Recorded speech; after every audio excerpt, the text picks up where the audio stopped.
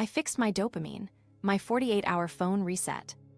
Your phone isn't just distracting you, it's training your brain to chase tiny dopamine hits instead of real rewards. That's why discipline keeps failing. It's not that you're weak. Your reward system got recalibrated by endless microstimuli. Today, I'll show you the simple neuroscience behind that, then give you a clear plan to reset it so your focus returns. There's a 48-hour reset that calms the cravings and a 3-minute craving kill you can use anytime. I'll jump straight into how the loop works, why it traps you, and exactly how to break it without quitting your phone. Thousands of viewers have already used this reset to cut pickups and finish work that's been stuck for months. Now it's your turn. The problem, why your focus keeps collapsing. Let's map the loop you already know by feel. Trigger, scroll, spike, crash, crave, repeat. A trigger can be anything, your lock screen lighting up, a ping, a boring moment, or an uncomfortable task. You open a feed, your dopamine bumps from novelty and unpredictability, you feel a quick lift, and then you crash. That small drop below baseline is the part nobody notices. It creates the urge to get back to even, so you scroll again. That's the loop. Now here's where most people mess up. They blame themselves, not the loop. They try to white-knuckle it, but the loop is designed to beat brute force because it's running on cues and rewards, not on your intentions. If you're exposed to constant cues, badges, previews, infinite scroll, the loop wins by volume. It's not about one massive temptation, it's 100 tiny ones stacked together. The attention tax is the silent cost. Every time you switch, your brain leaves a residue of the last task. That residue drags down the next minute, then the next, and the next. You think, I only checked for 30 seconds, but the recovery cost can be several minutes of lowered depth. Multiply that by 10 microchecks in an hour, and your focus can't sink into deep work. Shallow work replaces deep work, and your day fragments into tiny, unsatisfying pieces. The scary part is tolerance. The more frequent the stimulation, the less satisfying each hit becomes. Your brain adapts. The baseline drifts down. So you need slightly more novelty, slightly more variable rewards, slightly more time to feel the same lift. That's why your feeds get faster, your videos get shorter, and your breaks get longer without feeling restorative. You don't feel inspired, you feel wired. And wired is not the same as motivated. Let me show you exactly how this plays out on a normal morning. You wake up, you check notifications. You get a quick hit of novelty and social validation. Your brain says, this is the easiest reward available. Now you try to open a doc and write. Compare the stimulation level. Doc is low, phone is high. Your brain maps hard work equals low dopamine, phone equals high dopamine. Guess which wins the next time you feel friction. That's how the mapping flips your priorities without asking your permission. Once you nail that, everything else clicks. Because if it's a reward mapping issue, the solution isn't just more willpower. It's rearranging cues and rewards so the default becomes focus, and the cheap dopamine gets starved just enough that your baseline recovers. When your baseline rises, ordinary work starts to feel doable again. Not euphoric, doable. And doable is all you need to stack wins. There's another hidden cost. Context switching creates narrative breaks. When your brain can't hold a thread, you lose momentum. This is why complex tasks feel impossible mid-scroll season. It's not your intelligence, it's the depth you never reach. You can't build a mental model if you keep resetting the page every 5 minutes. Deep work requires unbroken time, not heroic effort. If you protect that time from triggers, your brain does what it's built to do: concentrate. The thing most people miss is how cravings show up. They rarely announce themselves as "I want dopamine." They show up as a tiny itch, a glance at the corner of your screen, a hand reaching for your phone, a thought like just one check. That itch is the cue. If you pause right there, label it, and delay 3 minutes, the urge drops dramatically. I'll teach that later, but commit this now. Craving is a wave, you don't have to surf it. Let's talk about attention residue with a concrete example. You're writing a proposal and a message comes in. You read it. It's neutral, but now your brain is holding 2 threads, your proposal and the message. Even if you put the phone down, some of your working memory is stuck spinning on the message. You try to write a sentence, it's clunky. You check again, 2 minutes vanish. That cycle feels harmless, but after an hour, you've spent 40 minutes doing almost nothing. You didn't choose that, the loop chose it for you. Now, why does willpower alone keep failing? Because your environment produces cues faster than your prefrontal cortex can veto them. Your brain evolved to respond to salient signals quickly. When the signal is engineered, red badges, autoplay, infinite feeds, your veto power is outgunned. The fix isn't to become superhuman, it's to remove or delay the cues so you don't spend willpower at all. Friction beats motivation. If an app takes 3 steps to open instead of 1, many urges die in transit. Okay, so what happens if we keep running the loop as is? You build a life of micro-rewards and macro-regret. Your projects stall. You stop trusting yourself. That's not dramatic, it's the math of fragmented attention. But the good news is just as real. The moment you reduce artificial spikes, your baseline begins to recover. Within 48 hours, many people feel calmer and less twitchy. Within a week, deep work starts to feel possible again. I've seen students go from 3-minute focus to 30-minute focus just by cutting triggers and adding structured, low-stim routines. Here's the shortcut nobody teaches. You don't need to delete everything forever. You need to reset the mapping. Put cheap dopamine on a schedule and pair real work with small, immediate rewards. That way, your brain learns, focus leads to a reward I care about. We'll build that into your day with a morning no-scroll, a protected deep work block before noon, and a clear shutdown so nights stop turning into doom scroll. But first, we fix the reward mapping at the root. If you remember nothing else from this section, remember this: the loop is predictable and predictable loops are beatable. Trigger awareness reduces automaticity. Friction starves impulses. Protected blocks restore depth. Small wins rebuild trust. And once you trust yourself again, you stop negotiating with every urge and start executing. The loop hijacked your reward, now we're going to take it back. Dopamine 101, what it does and what it doesn't. Let's get the mechanics straight so you stop blaming motivation when it's actually chemistry. Dopamine isn't constant pleasure. It's the signal that says, move toward that. It tags actions and cues with incentive salience, wanting, not necessarily liking. That's why you can want to check your phone without actually enjoying what you find. The wanting system is powerful, fast, and cue-driven. If cues are everywhere, wanting fires all day. The thing most people miss is baseline versus spike. You've got a resting level of dopamine tone, and then you've got transient pulses when something promising happens, a new message, a like, a novel video. Spikes feel good because they contrast with baseline. But here's the catch.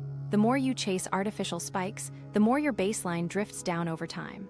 A lower baseline makes normal life feel flat, so you chase more spikes. That's the tolerance trap in biochemical clothing. This clicked for me when I noticed I felt unmotivated after a heavy scroll day. It wasn't a moral failure. It was a low baseline making everything feel heavy. When your baseline dips, even tasks you care about feel like pushing a boulder. You're not lazy, your nervous system is understimulated relative to what it got used to. Raise the baseline, and the same task stops feeling impossible. It's still work, but the friction drops from unbearable to manageable. Now, why do feeds hook you so efficiently? Prediction error. Your brain releases more dopamine when outcomes are better than expected. Variable rewards, sometimes a hilarious video, sometimes nothing, keep the error signal high. That's slot machine logic. If you know exactly what's coming, the spike fades. If it's unpredictable, your brain keeps sampling.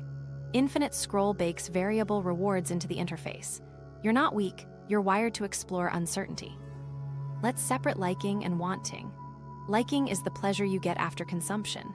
Wanting is the drive to pursue. They overlap, but they're not identical. You can want something you don't like much anymore. That's how tolerance feels. You can also like something after the fact, but not feel a strong urge to start. Think of workouts you enjoy in hindsight. When your environment pushes high wanting, low liking loops, you burn time chasing and feel empty after. That mismatch trains your brain to seek, not to savor. Habits wire around cues and rewards, not intentions. If the cue is your phone lighting up and the reward is novelty, your brain binds those two and automates the action. Intention, I'll be disciplined today, doesn't rewrite that circuit by itself. You have to change the cue exposure and change the reward assignment. That's why we'll pair deep work with immediate micro-rewards and put phone rewards on a schedule. You're not fighting the system, you're using it properly. Before we go further, a quick mental model. Think of your dopamine like a budget of contrast. Spikes borrow from the next window. If you rack up too many spikes early, the afternoon feels dull. That's why a no-scroll morning makes the rest of the day smoother. You protect your contrast for work that matters. The reason this works is that your brain recalibrates sensitivity when you reduce peak stimulation. You're letting receptors normalize, which makes real progress feel satisfying again. Okay, so how do baseline and spikes interact day to day? Baseline is shaped by sleep, nutrition, light exposure, and the average stimulation level you allow. Spikes come from novelty, rewards, and surprises. If mornings start with a spike fest, feeds, notifications, videos, you set a high reference point.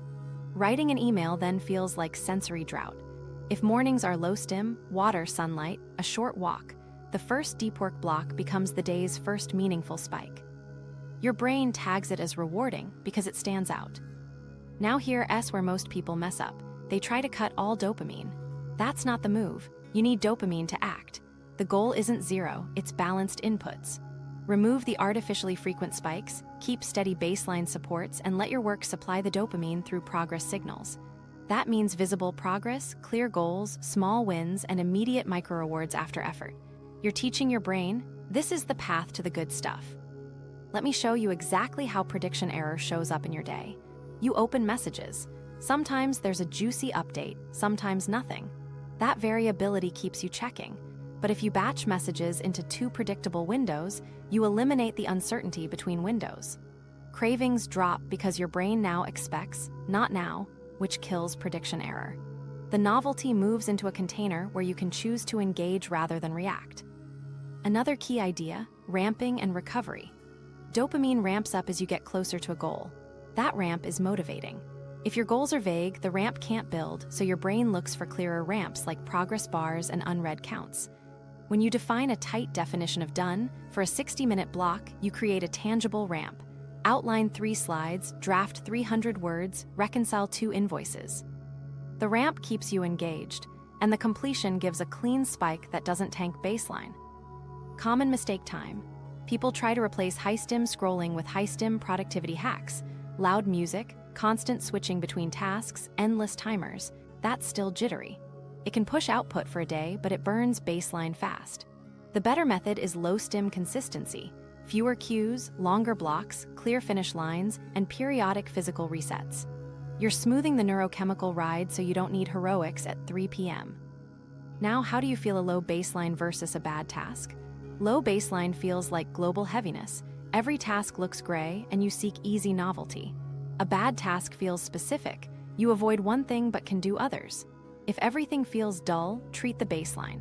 If one task feels heavy, clarify it, chunk it smaller, or change its reward structure. Accurate diagnosis saves you from the shame spiral. Let me give you a quick practice you can try today. Before your first work block, no feeds and no inbox. Take a 2-minute sunlight exposure at a window or outside, drink water, and write a single-line outcome for the block. That's baseline support plus a clear ramp. After the block, take a micro-reward you actually enjoy, a cup of tea, a short walk, 1 song. Repeat that twice, and notice how your urge to scroll mid-block drops because your system anticipates a clean reward after effort. This next part separates beginners from pros, tracking prediction error manually. Jot down the top 3 cues that trigger a check impulse and rate their surprise factor. Reduce surprise by making their windows predictable, disable badges, and move variable reward apps off your home screen. You're not just removing temptation, you're flattening the prediction error curve so baseline can rise. If you remember nothing else from this section, remember this: dopamine drives pursuit, baseline sets your mood floor, and novelty manipulates both. Protect baseline, schedule novelty, and let progress do the heavy lifting. Now that you get the mechanics, we're going to fix the inputs so your brain stops chasing microhits and starts craving real work again. Audit first, map your triggers and time leaks. Before we change anything, we need a clean map of what's actually hijacking you. Not vibes, evidence. Do a 24-hour trigger map. For 1 full day, note every time your attention flips to your phone or a non-essential tab. Write 3 things each time: when it happened, where you were, and what cue started it. 10:12 a.m. desk stuck on sentence. 1:03 p.m. kitchen notification ping. 9:41 p.m. couch boredom during ad. Keep it simple, but be honest. Now identify your gateway apps. These aren't always the worst offenders, they're the ones that open the door. For many people, it's messages or email, not the social app itself.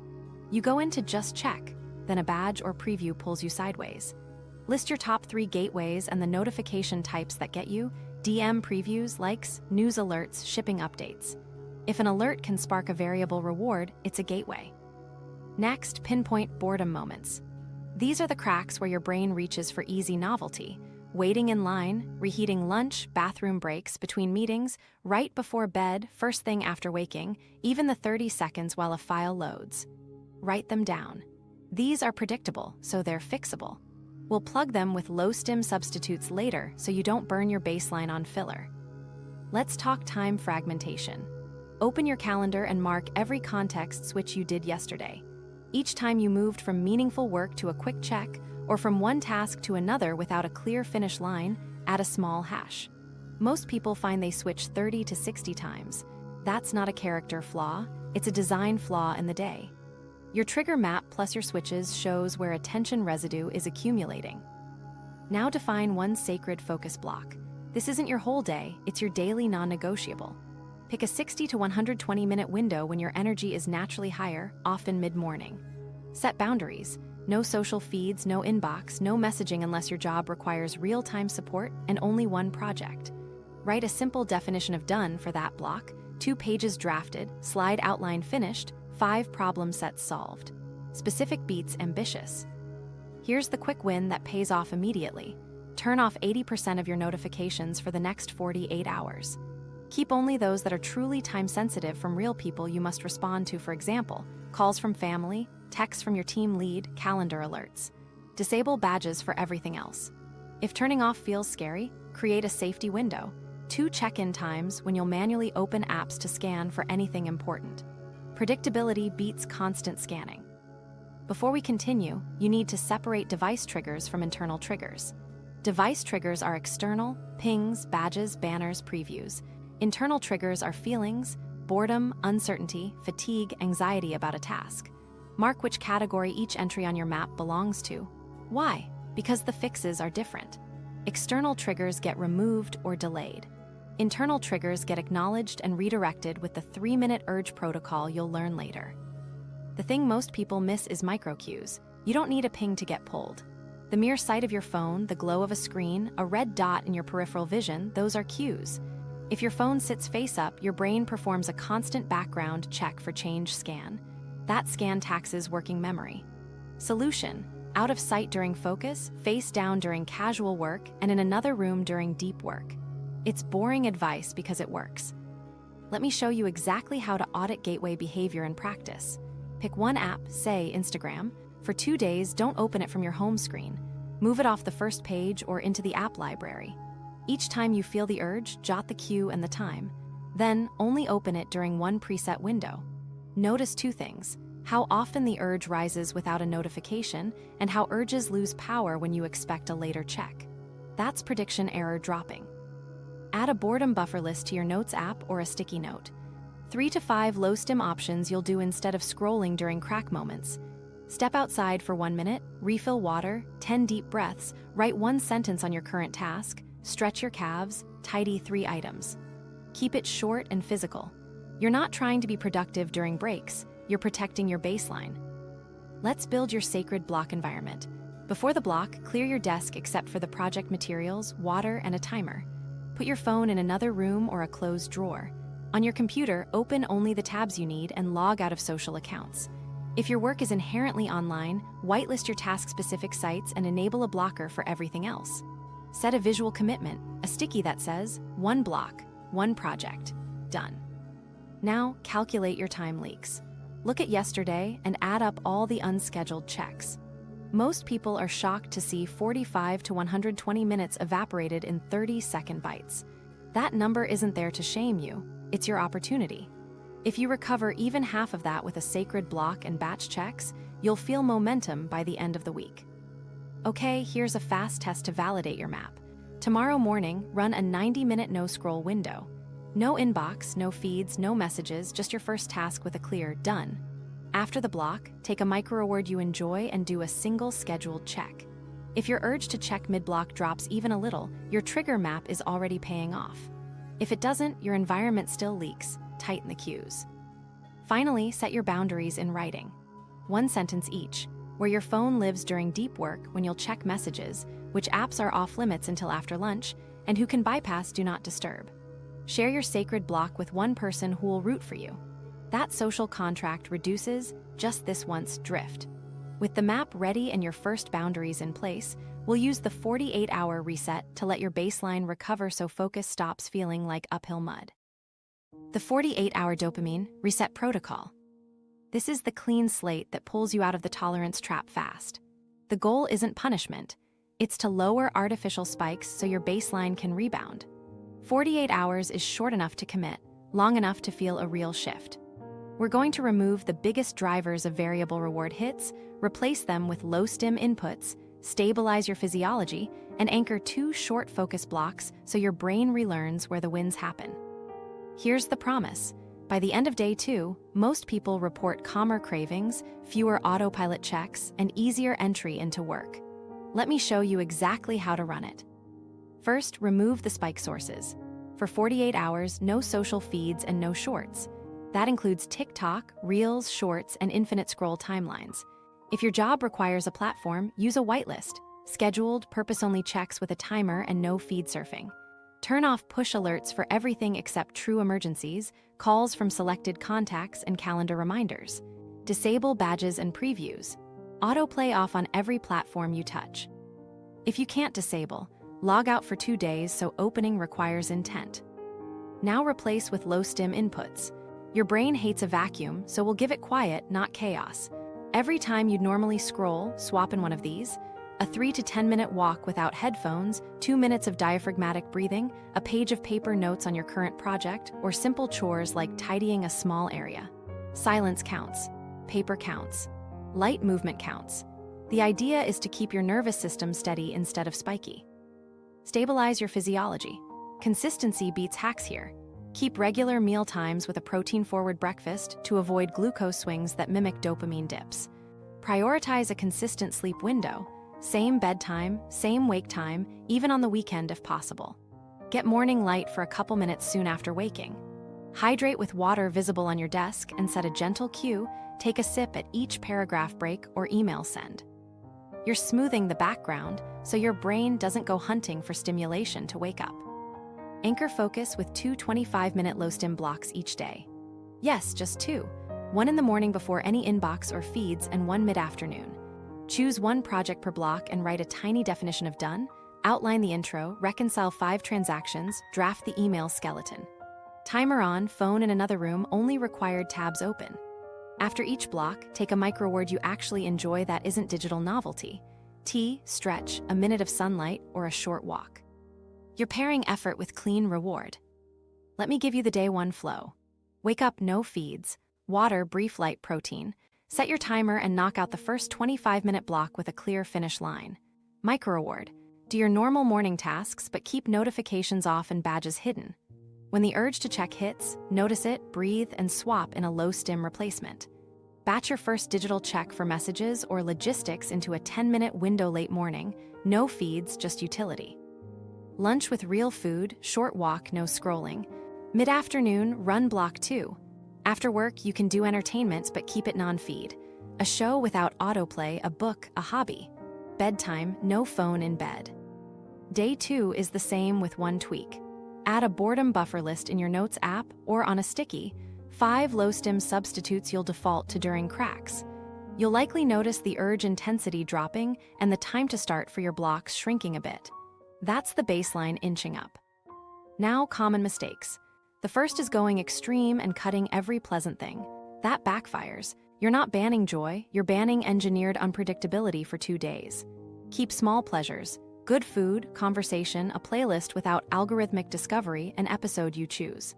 The second mistake is swapping high-stim productivity for high-stim entertainment, like blasting intense music or multitasking to fill the gap. That's still spiky. Keep the vibe steady. The third mistake is just checking one feed after a win. That reopens the pipeline. Protect the container for 48 hours.